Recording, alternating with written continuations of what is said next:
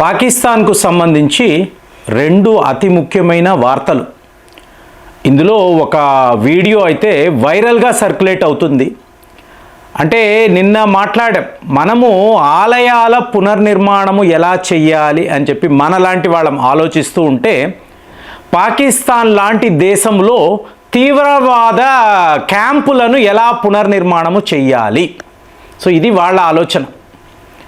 అంటే ఇప్పుడు మనము ఆపరేషన్ సింధూర్లో ఎన్ని తీవ్రవాద క్యాంపులను డిస్ట్రాయ్ చేశామో వాటిని అంతా కూడా ఇప్పుడు అడ్వాన్స్డ్ ఇన్ఫ్రాస్ట్రక్చర్లో మేము డెవలప్ చెయ్యాలి.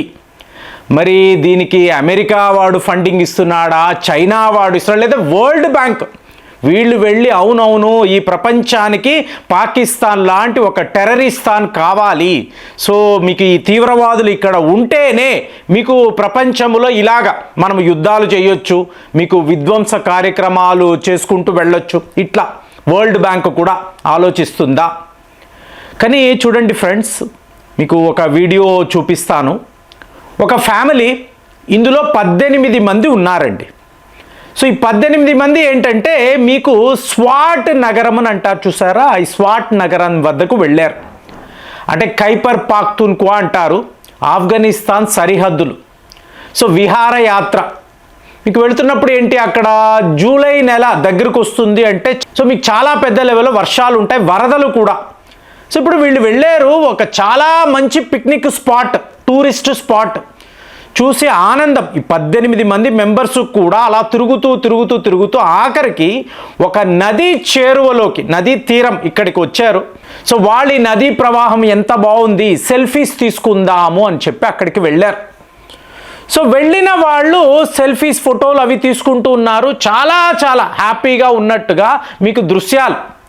సడన్గా ఈ పెద్దవాళ్ళు ఏం గమనించారు అంటే ఇది ప్రమాదము, మీకు వరద నీరు పెరుగుతూ ఉంది, నదీ ప్రవాహం పెరుగుతూ ఉన్నప్పుడు వీళ్ళని వెళ్ళి ఆపాలి అని వీళ్ళు కూడా అక్కడికి వెళ్ళి పదండి అని చెప్పి చెప్తున్నప్పుడు చూడండి, మీరు నమ్మరు, వీళ్ళు ఎక్కడైతే నడిచి వచ్చారో ఆ మార్గం అంతా కూడా మీకు నీరుతో నిండిపోయి ఉంది, తిరిగి వెళ్ళడానికి లేదు.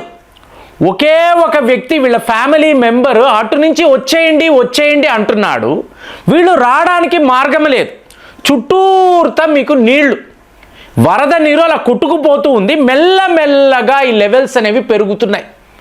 సో గంటల తరబడి హెల్ప్ అని అరుస్తున్నారు. మీకు చుట్టూరుతో ఉండే గ్రామ ప్రజలందరూ వచ్చి ఎలా కాపాడాలి, మీకు ఆ వరద నీరు ఎలా వెళుతుందంటే మీకు కొట్టుకుపోతూ ఉంది. సో మీరు చూస్తుండగానే చూడండి, మీరు చూస్తుండగానే మెల్లమెల్లగా వీళ్ళు ఎక్కడైతే నిలబడి ఉన్నారో వీళ్ళు ఆవేశపడి సహాయం చేయండి ఆర్తనాదాలు అరుస్తున్నారు. ఎవరు హెల్ప్ చేయడానికి లేదు, మీకు అలాంటి ప్రవాహం. సో మెల్లమెల్లగా వీళ్ళు ఎక్కడ నిలబడి ఉన్నారో ఆ భూభాగం అంతా అలా కొట్టుకుపోవడం. ముందు పిల్లల్ని వీళ్ళు కాపాడలేకపోయారు. తరువాత స్టేజ్లో పెద్దలు, ఒక వ్యక్తి నదీ తీరాన ఉన్నాడు, తన వాళ్ళు అలా తన కళ్ళ ముందే కొట్టుకుపోవడాన్ని చూస్తూ అతని పరిస్థితి ఎలా ఉంటుందంటే చూసే వాళ్ళందరూ ఓదార్చాలనుకున్నారు, కానీ ఎవరు ఏం చెయ్యలేరు. సో ఇప్పుడు 17 మంది కూడా వరద నీరులో కొట్టుకుపోతున్నారు. ఫైనల్గా మీకు 9 మంది, చూడండి ఎంత ఘోరంగా ఉంటుందంటే 9 మంది మరణించారండి. మీకు ఇంకొక 4 మిస్సింగ్, ఇంకొక 4ని ఏదో ఒక రకంగా గ్రామ ప్రజలు అనండి వాళ్ళు రెస్క్యూ చేయగలిగారు. సో ఒకవైపేమో పాకిస్తాన్లో తీవ్రవాదులను ఎలా కాపాడాలి, వందలలో పోయారు కదా సో మన దాడుల మీద, సో వాళ్లకు కాంపెన్సేషన్ ఎలాగా 12 కోట్లు 13 కోట్ల రూపాయలు ఏదో ఒక రకంగా వాళ్ళకి ఇచ్చి మళ్ళీ భవనాలనంతా కట్టాలి. తీవ్రవాద లాంచ్ ప్యాడ్స్ అంటారు మీకు, అలాగే ట్రైనింగ్ క్యాంపులు, ఆయుధాలు, డబ్బు, ఇదంతా ఎలా సమకూర్చాలి. అమెరికా వాడి వద్దకు వెళ్ళి చూడండి ఎంత దారుణం ఈ భారత్ చేసిందో. మీరు పోషించిన, మీరు తయారు చేసిన తీవ్రవాదులు ఇలా నరకానికి వెళితే ఎలాగని డొనాల్డ్ ట్రంప్కి వీళ్ళు ఒక ప్రెజెంటేషన్ కూడా ఇచ్చి ఉంటారు. అయ్యో అలా అయిందా, ఇమీడియట్గా నేను డబ్బు పంపిస్తానని అతను కూడా అనుంటాడు. లేదా ఇంకొక మాస్టర్ చైనా, చూడండి వీడి డబ్బు కోసము చైనాను మెయింటైన్ చేస్తాడు, అమెరికాను మెయింటైన్ చేస్తాడు. అంటే ప్రజలు ఏమైపోయినా వరదల్లో చిక్కుకుపోయి, ఇప్పుడు వార్తలు ఏమిటంటే సింధు ప్రావిన్స్ అనండి, పాకిస్తాన్లో ఉండే పంజాబ్ రాష్ట్రము, ఇక్కడ ఇప్పటి వరకే అంటే ప్రీ మాన్సూన్ అంటారు, ఇంకా వర్షాకాలము రాలేదు. జూలై నెల పాకిస్తాన్లో భీకరమైన వర్షాలు ఉంటాయి, ఎటు చూసినా కూడా మీకు వరదలు. 2022 అన్నారనుకోండి, ఏకంగా 1700 మంది ప్రాణాలు పోగొట్టుకున్నారు.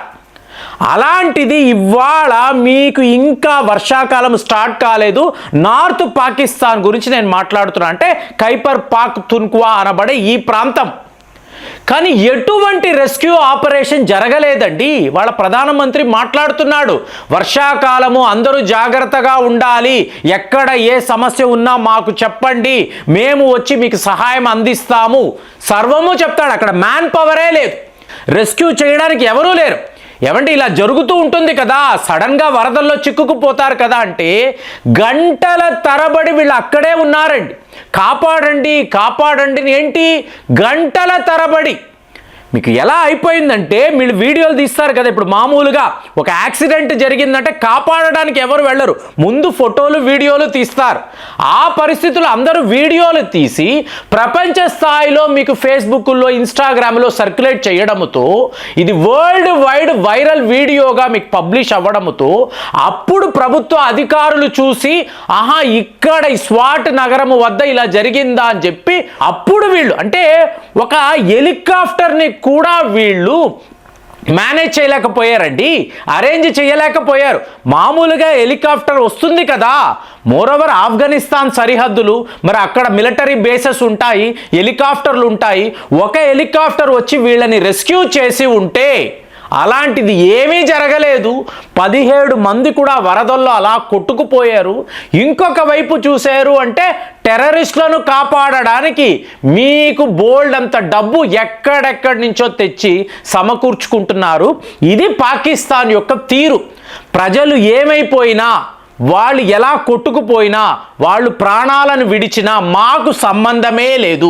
అంటే పాకిస్తాన్ యొక్క సివిలియన్ ప్రభుత్వము, అలాగే వాళ్ళ ఆర్మీ ప్రభుత్వము ఎవరు ఇలాంటివి పట్టించుకోరండి. కానీ తీవ్రవాదులకు ఏమైనా జరిగితే అక్కడికి వెళ్ళి, ఆ ఫ్యూనరల్కి వెళ్ళి ఏడుపులు, మీకు ఎక్కడ లేని బాధ, త్వరలోనే మళ్ళీ మనం ఇదంతా కూడా కడదాము, మళ్ళీ భారత్పై యుద్ధము ప్రకటిద్దాం, ఇలా మాట్లాడతారు. ఒరే, నీ సొంత ప్రజలు ఇంతలాగా ఇబ్బంది పడుతూ ఉంటే, కష్టపడుతూ ఉంటే, ఇసుమంతా కూడా నీకు శ్రద్ధ లేదు. కానీ అదే టెర్రరిస్టులు అన్నప్పుడు ఎక్కడ లేని ప్రేమ. కాబట్టి పాకిస్తాన్ లాంటి దేశము ఈ గ్లోబులో కనిపించకూడదని ఎందుకు మాట్లాడతామంటే ఇదే కారణం. వాడు ఒక ఈవిల్ ఫోర్స్, చెడు అనేది చెడు గురించే ఆలోచిస్తుంది, దీనికి ఎటువంటి మంచి అక్కరలేదు. సో పాకిస్తాన్ పాలకులు ఎంత చెడ్డవాళ్ళు అంటే సొంత ప్రజలను కూడా వాళ్ళు కాపాడడము కాదు, ఒక హెలికాప్టర్ రెస్క్యూ ఆపరేషన్ కూడా చేయలేకపోయారు.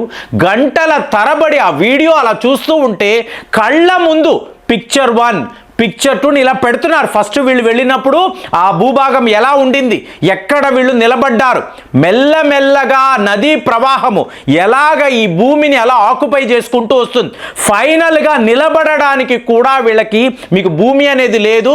తరువాత వీళ్ళందరూ కూడా ఒకేసారి ఆ వరద నీరులో కొట్టుకుపోవడము, ఇదేదో ఒక 18 మంది ఒక ఫ్యామిలీ అనుకుంటాము, కాదండి, ఇదే పాకిస్తాన్ యొక్క తీరు ఎలా ఉంటుంది అంటే ప్రజలు అన్నప్పుడు ఎవ్వరూ పట్టించుకోరు, తీవ్రవాదులు అన్నప్పుడు రోడ్ల మీదకి వచ్చి జెండాలు పట్టుకొని వాళ్ళని ఎలా కాపాడాలి, ఒక మహా రెస్క్యూ ఆపరేషన్ ఎలా చెయ్యాలని చెప్పి వాళ్ళు ఆలోచిస్తారు.